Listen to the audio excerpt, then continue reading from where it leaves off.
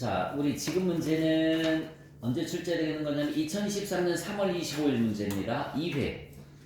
9번 문제 볼까요?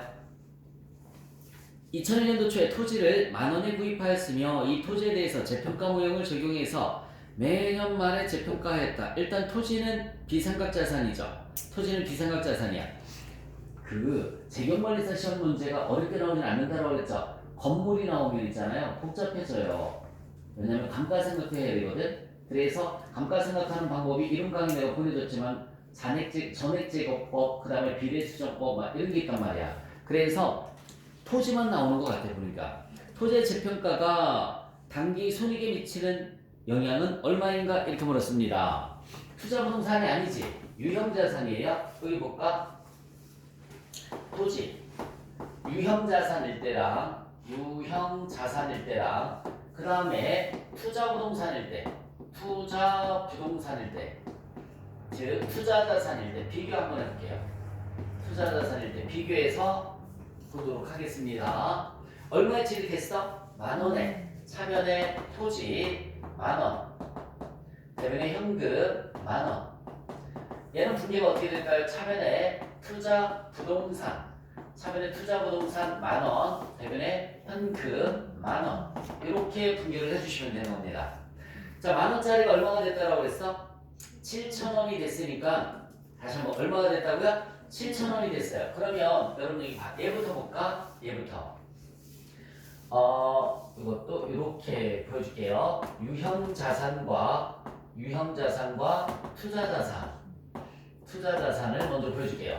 취득원가를 기준으로 해서 잘 봐야 돼. 취득원가를 기준으로 해서 얼마가 됐어? 취득원가 10,000원인데 7,000원이 됐죠? 맞아요? 7,000원이 됐어요. 그럼 얼마만큼 떨어진 거니? 3,000원만큼 떨어졌죠? 요렇게 3,000원만큼이 손실이에요. 그러면 분계는 차변에 투자자산 평가 손실 금액은 3,000원. 대변에 투자부동산 3,000원. 이렇게 분계를 해줍니다. 자, 유형자산은 어떻게 되느냐면 취득원가가 있어요. 취득원가가 똑같이 10,000원입니다. 취득원가 10,000원. 얼마로 떨어졌다고 그랬어요? 7,000원 떨어졌죠? 똑같아요. 이렇게 3,000원만큼이 손실이 되는 거예요. 얘는 비용이라고 했습니다. 비용을 우리는 뭐라고 표현한다고 그랬지? 단기 손익이라는 말을 쓰는 거야. 자, 분계 어떻게 해주면 되냐면 대변에 토지 3,000원이고요. 차변에 재평가 손실이 3,000원이에요. 얘 비용이에요. 비용, 즉 단기 손익입니다. 단기 손익. 이렇게 똑같네. 똑같이 개선 과목만 다를 뿐이죠. 투자자산 평가 손실, 재평가 손실. 개선 과목만 다를 뿐이고 얘도 비용이고 얘도 비용입니다. 그래서 이 문제에서 일단 답이 아니구나. 일단 그 다음에 얼마짜리가 됐어요? 15,000원짜리가 됐죠? 그럼 이거부터 보자. 지금 현재 7,000원짜리가 잘 봐요. 다시 한번 얼마짜리가? 7,000원짜리가 얼마로 올랐어요, 여러분들? 15,000원이면 뚫고 올라가네. 15,000원이 됐어요. 그치? 그러면 여기 봐. 얘는 이렇게 올라간다. 7,000원짜리가 15,000원이 됐어요. 이렇게 한 방에 올라가요. 그러면 얼마만큼 이익이 되는 거지? 8,000원만큼 이익이 되는 거죠. 이렇게 한 방에 올라가는 거야. 여기 봐. 이렇게 3,000원 내려왔다가 7,000원짜리가 15,000원까지 한 방에 올라갑니다. 차변에 투자부동산 8,000원. 대변에는 투자자산 평가이익이라는 말을 써요. 투자자산 평가이익이 8,000원. 얘는 수익에 속하는 겁니다. 즉 단기 손익에 들어가죠. 단기 손익에 들어가는 거예요. 그 수익에 속하는 거야. 자, 분계됐죠? 간단합니다. 그냥 무조건 투자자산은 수익과 비용으로 처리가 되는 거야. 근데 이제 유형자산이 문제인 거야. 여기 봐요. 유형자산은 7,000원짜리가 여기 볼래? 7,000원짜리가 얼마까지 올라갔어요? 15,000원짜리까지 뚫고 올라갔어요. 15,000원이 됐어요. 15,000원이 됐어요. 유형자산은 한 번에 올라가는 게 아니라 여기 봐요. 이렇게 올라갑니다. 그래서 손실의 반대 여기 봐봐. 7,000원짜리가 10,000원이 됐으니까 3,000원이 이익이에요. 3,000원이 이익입니다. 얘가 비용이라고 했으니까 잘 봐야 돼. 얘가 비용이라고 했으니까 얘는 뭐가 될까요? 수익이 되는 거야. 그리고 취득원가보다 높아진 금액 요 5,000원은 뭐가 되냐면 재평가 잉여금이라고 해요. 재평가 잉여금은 기타 포괄 손익에 속하는 거예요. 기타 포괄 손익에 속하는 겁니다. 그래서 분계가 어떻게 되느냐면 분계가 토지가 토탈 올라간 게 8,000원 올라갔어요. 토지가 토탈 올라간 게 8,000원 올라갔죠? 대변에는 재평가 이익 얼마 올라왔어요? 재평가 이익이 3,000원 재평가 이익이 3,000원 그리고 취득원가 위로 올라가는 건 뭐라고 한다고 그랬어요? 재평가 잉여금 재평가 잉여금이 얼마가 되느냐면 5,000원. 그래서 얘는 수익에 속하는 거고요. 수익, 단기 손익에 반영이 되는 거고요. 얘는 기타 포괄 손익에 반영이 되는 겁니다. 기타 포괄 손익. 이렇게 품제가 달라지는 거야. 얘는 무조건 수익과 비용이지만 유형자산은 내려갔을 때는 비용이에요. 올라갈 때는 여기까지만 수익이고 취득원가를 넘어가는 것은 재평가 잉여금이 되는 겁니다. 그럼 문제가 뭐를 물었어요? 2002년도 말에 시행한 토지의 재평가가 단기 순이익에 미치는 영향은 여기 봐요. 단기 순이익에 미치는 영향은 요만큼만 수익 처리가 되는 거지, 그치? 3,000원 순이익 증가 3,000원 증가. 답은 2번이 답이 되는 겁니다. 답은 2번. 만약에 투자부동산이었으면 8,000원이지. 그런데 유형자산은 요 부분만 수익 처리가 되는 거라고요. 얼마? 3,000원 증가가 되는 거야. 또 다른 예제 문제로 하나 더 풀어드릴게요. 일단 저 정리 한번 해보세요.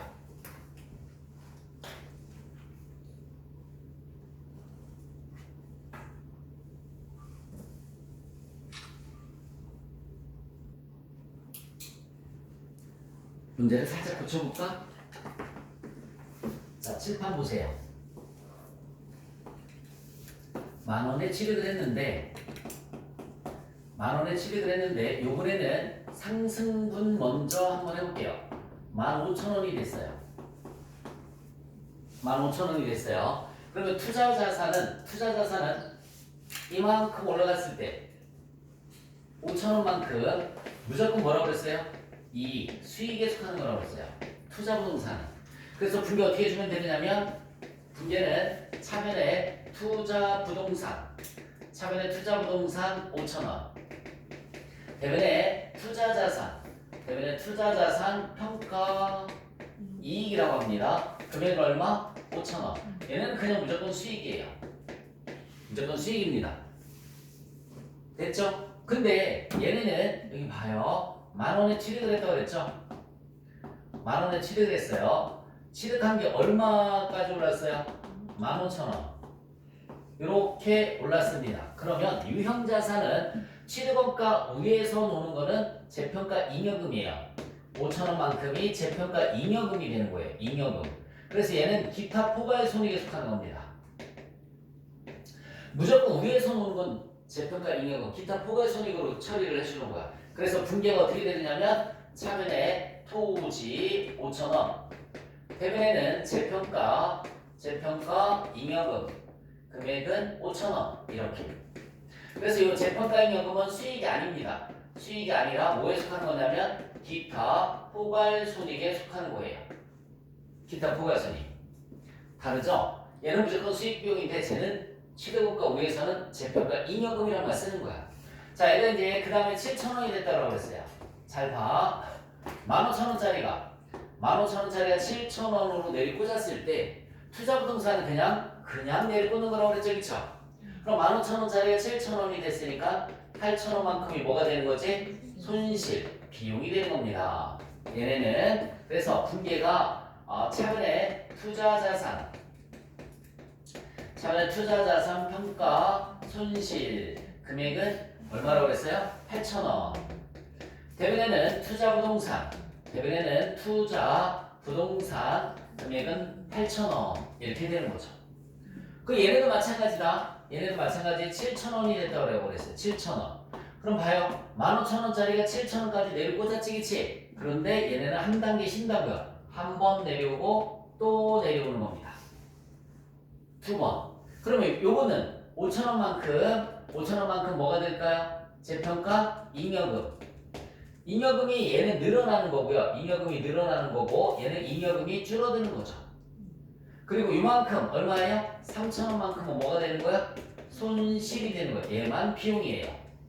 얘만 비용이고 얘는 기타 포괄 손익이 되는 겁니다. 늘어났다가 줄어드는 거야. 그래서 분기가 어떻게 되느냐면 전체 8,000원 내려왔죠? 대변의 토지 8,000원이고요. 차변에는 여기 봐. 잉여금이 늘어났고 그치? 잉여금이 줄어드는 거니까 차변에 재평가 잉여금 얼마? 5,000원. 줄어들었죠? 이렇게 하면 줄어드는 거지. 얘는 늘어나고 얘는 줄어드는 거죠. 그 나머지 3,000원만 재평가 손실 이렇게 분기가 되는 겁니다. 얘는 비용이고요. 얘는 기타 포괄 손익이 되는 거죠. 자, 그래서 정말 중요한 건 이 두 개를 이해를 하고 있으면 분기는 어렵지 않습니다. 계절 광고만 설정을 해주시면 되는 거니까 저기까지 정리를 해주시면 돼요.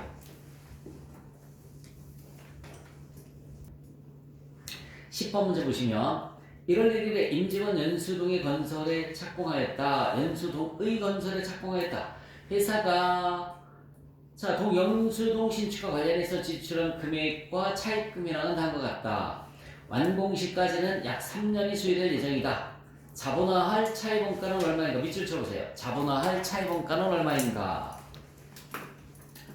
자, 무슨 개념이냐면 잠깐만 볼까요, 여러분들? 이렇게 건물을 신축을 하려고 합니다. 건물을 신축하려고 해요. 은행에서 돈을 빌려옵니다. 은행에서 돈을 빌려와요. 그러면 이렇게 뭘 줘야 될까요? 이자를 지급을 해줘야 되겠죠? 이자를 지급을 해줘야 돼요. 건물을 신축하고 은행에서 돈을 빌려오면 이자를 지급을 해줘야 되는데 자, 요 건물을 신축하는 기간이 1년 이내면 신축 기간이 1년 이내면 그냥 이자 비용 이렇게 분계를 해주시면 됩니다. 그런데 만약에 건물을 신축하는 기간이 1년 이상이면 이자 비용으로 분계를 하는 게 아니죠. 이거는 전산의 1급에서도 배웠을 거야. 그치? 뭘로다 분계를 해줘야 될까요? 건설 중인 자산 이렇게 분계를 해주는 거야. 건설 중인 자산 대변 현금. 그래서 이거를 차입원가라고 하죠. 이걸 차입원가라는 말을 쓰고요. 다른 말로 금융비용. 차입원가 다른 말로 금융비용이라고 하고요. 건설 중인 자산 처리하는 걸 자산화. 다른 말로 자본화한다라는 말을 씁니다. 자본화한다. 그래서 차입원가의 자본화 대상 금액은 얼마니? 이렇게 묻는 거야. 그래 이런 문제를 풀 때는 제일 먼저 뭘 구해주면 되냐면 첫 번째 연평균 지출액을 먼저 구해주시면 돼요. 자, 이 연평균 지출액의 의미는 이렇게 생각을 해주면 된다. 연평균 지출액의 의미는 자, 예를 들어서 이걸 갖고 선생님 설명을 해줄게요. 7월 1일에 1,000만 원을 차입을 했어요. 7월 1일에 1,000만 원을 차입을 했습니다. 이자율은 10%예요. 이자는 과연 얼마일까? 우리 이자 계산할 때 어떻게 계산을 하지? 1,000만 원 곱하기 10% 곱하기 12분의 6개월을 해주면 되는 거죠, 그렇죠? 7월 1일에 빌려왔으니까, 그렇지? 그리고 1,000만 원 곱하기 10%면 얼마죠? 100만 원. 100만 원 곱하기 12분의 6 하면 얼마 나옵니까? 50만 원 나오지? 자, 또는 이렇게 계산할 수가 있죠. 1,000만 원 곱하기 기간을 먼저 하는 거예요. 12분의 6 이렇게. 그럼 얼마 나옵니까? 500만 원 나오죠. 500만 원 곱하기 10% 그러면 역시 똑같이 50만 원의 이자가 나오죠. 맞아요? 그래서 이 금융비용의 자본화, 차입원가의 자본화할 때는 요 개념이 있어야 돼요. 요 개념. 요게 바로 뭐냐면 여기에서는 연평균 차입액이 되는 거예요. 연평균 차입액이라는 표현을 씁니다. 연평균 차입액. 기간을 먼저 곱해준 거야. 세법으로 따지면 적수. 세법은 곱하기 일수를 해서 적수를 계산하죠. 세법은 날짜를 곱해줬단 말이에요. 일수를. 그래서 적수를 계산하는데 여기에서는 월수를 해서 연평균 차이백을 계산해 주듯이 자 연평균 지출액은 어떻게 계산하시면 되느냐면 1월 1일에 지출한 게 여러분이 볼래요? 첫 번째 1월 1일에 지출한 게 얼마 있습니까? 1,000만 원 있어요. 1,000만 원 있고요. 그 다음에 몇 월 며칠에 지출을 했다고 나와 있어요? 7월 1일에 또 지출한 게 얼마 있죠? 800만 원 있고요. 그 다음에는 몇 월 며칠? 9월 1일에 지출한 게 얼마 있습니까? 900만 원 있어요. 그 연평균 지출액은 곱하기 잘 봐. 12분의 12개월. 왜? 1월 1일에 지출했으니까. 얘가 만약에 1월 1일이면 곱하기 12분의 12 했을 거 아니야, 그치? 그러니까 이렇게 그러면 1,000만 원이 되는 거예요. 요거 곱하기 12분의 6개월. 그럼 얼마가 되죠? 400만 원. 이거 곱하기 12분의 4개월. 그러면 300만 원. 그래서 연평균 지출액은 토탈 다 더해주시면 얼마가 될까요? 1,700만 원이 연평균 지출액입니다. 그래서 시험 문제가 조금 쉬운 문제에서는 연평균 지출액을 물어요. 얘가 첫 번째 물음이에요. 다음 자료를 이용해서 연평균 지출액을 구하면 얼마니? 저렇게 구해주시면 돼요. 곱하기 월수를 해서. 됐죠 여러분? 자, 두 번째는 일반 차입금이 두 개 이상이면 자본화할 이자율을 계산을 해야 되는데 이자율을 계산해야 하는데 이 문제에서는 일반 차입금이 몇 개밖에 없어요? 한 개밖에 없죠, 그렇죠? 한 개만 있으면은 일반 차입금이 한 개만 있어요. 한 개면 자본화율 이자율 계산할 필요가 얘는 없습니다. 일반 차입금이라는 것은 뭐냐면 은행에서 돈을 빌려올 때 여기 봐. 너 뭐에다 쓸 거야? 이렇게 물어봐요. 나 건물 짓는 데 쓸 건데요. 그런 특정 차입금이야. 그럼 무슨 차입금? 특정 차입금. 나 그냥 운용자금이야? 이렇게. 그러면 그게 일반 차입금이 되는 거예요. 자, 이 문제에서는 일반 차입금이 몇 개밖에 없어요, 여러분들? 한 개밖에 없어요. 거기 용도를 봐봐. 두 번째 박스. 특정 차입금 하나, 일반 차입금 하나씩밖에 없죠, 그렇죠? 그러면은 자본화할 이자율을 계산할 필요는 없습니다. 자, 세 번째 여기 봐야지. 그러면 세 번째 잠깐만 여기 봐요. 연평균 지출액이 연평균 차입금을 구해줄게요. 연평균 차입금을 또 계산을 합니다. 연평균 차입금이 특정 차입금은 얼마니? 특정 차입금이 있고 일반 차입금이 있어요. 왜 얘가 연평균으로 계산했으니까 차입금도 연평균 차입금으로 계산을 똑같이 해줘야 되는 거예요. 조건을. 그러면 특정 차입금이 얼마래? 800만 원. 언제 빌려왔어요? 1월 1일. 그럼 여기 봐봐. 800만 원 곱하기 1월 1일이니까 12분의 12. 그래서 그냥 얼마예요? 800만 원. 일반 차입금은 얼마 빌려왔지? 2천만 원 빌려왔어요. 일반 차입금은 2천만 원 빌려왔는데 몇 월 며칠에 빌려왔어요? 7월 1일. 얘는 곱하기 12분의 6. 그래서 얼마죠? 1,000만 원이에요. 연평균 차입금이. 자, 어렵게 생각하지 말고요. 일단은 연평균의 개념 이렇게 생각을 해주시면 되고 요 구하는 순서 연평균 지출액 구했죠? 요거 구하는 문제가 있을 거예요. 뒤에 가면 연평균 지출액 구했어요. 이렇게 1,700. 일반 차입금이 두 개 이상이면 자본화할 이자율을 계산을 해야 되는데 다행히도 이 문제에서 하나밖에 없으니까 패스를 합니다. 이게 문제는 저 뒤에 회차에 가면 아마 있을 거야. 연평균 차입금을 계산을 해줘야 돼. 얘가 연평균으로 계산했으니까 얘도 연평균으로 계산하는 겁니다. 특정 차입금, 일반 차입금 이렇게. 그럼 마지막 여기 봐봐. 네 번째 마지막 잘 봐요. 연평균 지출액이 얼마라고 그랬어? 1,700만 원. 다시 연평균 지출액이 얼마라고요? 1,700만 원. 중 특정 차입금이 투입된 게 특정 차입금 투입액이 800만 원이에요. 특정 차입금 투입액이 얼마라고요? 800만 원. 그러면 일반 차입금 투입액은 얼마 있어요? 1000만원. 이렇게 쓰고 보는 거야 일단. 그럼 뭐가 안 맞지 않아? 그치? 뭐가 안 맞아? 얘가 얼마인데? 1700인데 얘는 두 개 더해주면은 1800. 안 되지 그치? 그럼 뭐를 까야 돼? 특정 차익금을 까야 돼? 일반 차익금을 까야 돼?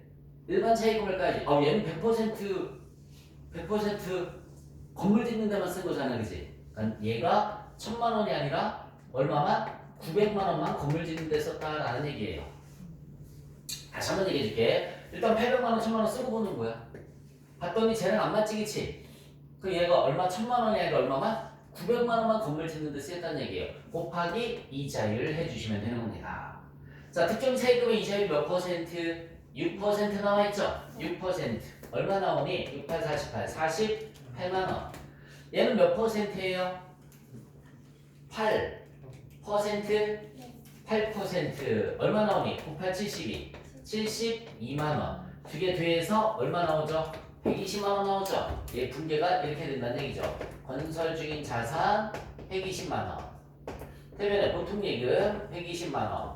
이렇게 분계를 해줘야 된다는 얘기입니다. 그래서 답은 120만원이니까 몇 번이 답이 되는 거죠?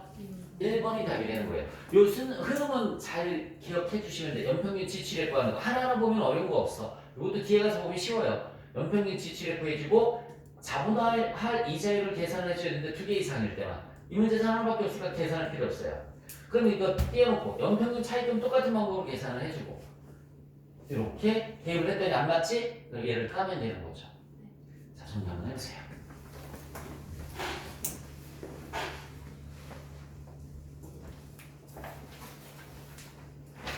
그 다음에 11번 제조업을 영위하는 주식회사 3일은 단기 중 신제품 A의 출시를 위해서 필요한 유형자산 B를 취득하였다. 이와 관련된 지출 항목이 다음과 같다고 할 때 취득원가에 계산될 금액은 얼마인가? 동그라미 표시를 한번 해볼까요? 유형자산 B의 매입가격 1억 원에다 동그라미 표시하시고요. 최초의 운송비 당연히 들어가죠. 동그라미. 설치 및 조립 비용도 당연히 들어갑니다. 동그라미. 그 다음에 신제품 A를 시장에 소개하기 위해서 광고비 지급하는 건 그냥 광고 선전비죠 뭐. 정상적인 가동 여부를 확인하기 위해서 소요되는 원가 시운전비라고 하죠. 당연히 들어갑니다. 시운전비도 당연히 들어가고요. 자, 그 다음에 유형자산 비취득과 관련해서 전문가에게 지급하는 수수료 역시 마찬가지 취득 관련된 비용이니까 당연히 들어가겠죠. 그래서 다 더해주시면 얼마가 될까요? 1억 2천만 원이 답이 됩니다. 12번 무형자산 상각에 관련된 설명이다. 가장 올바르지 않은 것을 물었어요. 내용연수가 유한인 무형자산은 사용할 수 있는 때부터 생각한다. 맞죠? 앞에서 제가 말씀드렸습니다. 사용 가능한 시점부터 생각하는 거라고요. 내용연수가 비한정인 무형자산 감가상각하지 않고 매 회계 기간마다 내용연수가 비한정이라는 평가가 정당한지 검토를 해줘야 됩니다. 맞습니다. 비한정인 것은 감가상각을 하지 않는 대신에 정당한지 검토를 매번 해줘야 되고요. 3번에 내용연수가 유한인 무형자산은 경제적 효익이 소비되는 형태를 신뢰성 있게 결정할 수 없는 경우에는 상각을 하지 않는다라고 나와 있는데 정액법으로 상각을 해줘야 된다고 했습니다. 경제적 효익이 소비되는 형태를 신뢰성 있게 결정할 수 없을 때는 정액법으로 상각을 해준다. 3번이 틀렸고요. 내용연수가 유한한 무형자산의 상각기간과 상각방법은 적어도 매 회계 연도 말에 검토한다. 맞습니다. 13번 문제 보자. 특허권 관련된 자료는 다음과 같다. 특허권은 정액법으로 생각하며 잔존가치는 망원이다 라고 나와있죠. 2001년도 말에 인식할 특허권 잔고 금액과 손상차손 금액은 얼마인가 라고 물었습니다. 여러분 얘네도 똑같아요. 손상차손 물었으니까 찍어버리시면 되죠. 얼마라고 나와있어요? 50만원. 내용연수가 몇 년이에요? 5년. 그러면은 얼마씩 10만원씩 생각하는 거죠. 그러면 늑대 금액이 얼마가 되는 거지? 40만원이 됩니다. 늑대 금액이 40만원. 01년도 말에 40만원짜리가 얼마로 떨어졌는지 봐야 되겠지, 그치? 자, 순공정가치가 있고 사용가치가 있습니다. 여러분, 회수 가능액은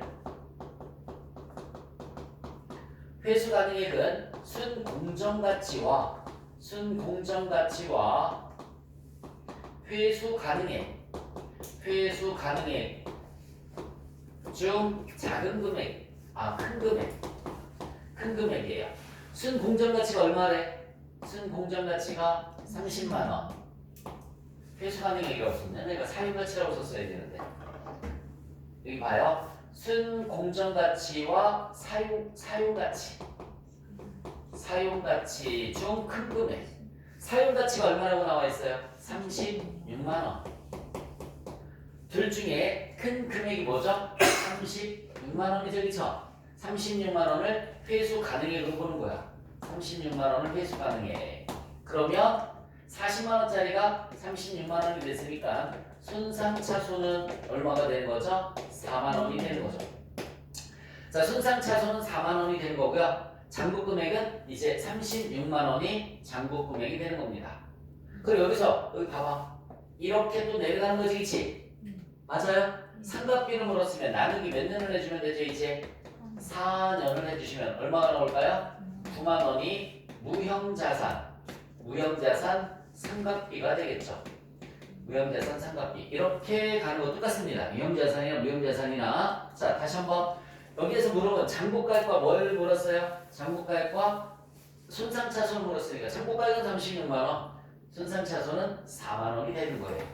그리고 만약에 그 다음 연도에 삼각비를 물었으면 나누기 4년. 왜 4년인 줄 알지? 1년 지났으니까. 그러면은 무형자산 삼각비는 9만 원이 될 것이다 라는 얘기입니다.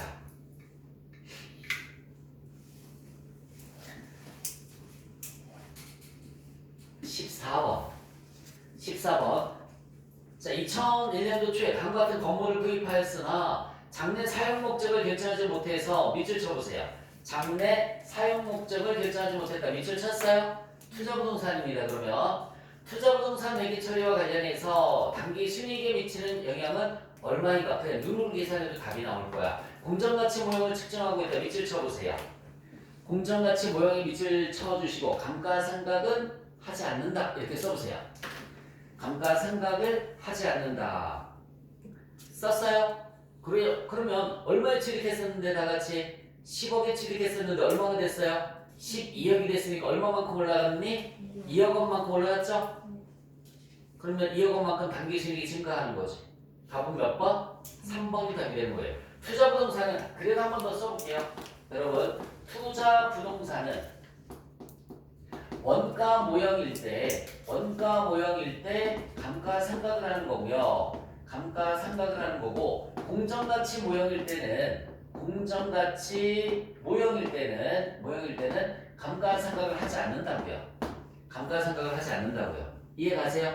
그러면은 감가상각을 만약에 원가 모형이다라고 하면 감가상각비를 하면 돼. 취득원가 얼마예요? 10억. 여기 봐요. 내용명수 몇 년이고? 10년. 맞지? 맞아? 10년분에 취득원가 얼마? 10억. 잔존가치는 1억. 그러면 9천만 원 나오죠? 9천만 원의 감가상각비가 생기니까 순이익이 9천만 원만큼 줄어들 것이다. 그런데 공정가치 모형에서는 감가상각하는 게 아니라고 그랬지, 그치? 맞아요? 감가상각하는 게 아니에요? 그러니까는 10억에 취득했는데 얼마짜리가 됐으니까 12억이 됐으니까 투자자산 평가이익이 얼마 생겼어요, 여러분들? 2억이 생겼으니까 2억만큼 순이익이 어떻게 됐을 것이다? 증가됐을 것이다. 2억 원만큼 순이익이 증가될 것이다. 그래서 답이 3번이 답이 되는 거고, 만약에 시험 문제가 얘들아 공정가치 모형이 아니라 원가 모형이라고 하면 몇 번이 답이 되는 거예요? 1번이 답이 되는 거지. 공정가치 모형이 아니라 원가 모형이라고 하면 몇 번이 답이라고요? 1번. 공정가치 모형이니까 3번. 실제 시험 문제가 그렇게 살짝 문장만 바꾼다고요. 저 5, 7판 잘 메모해 놓으시면 되겠습니다.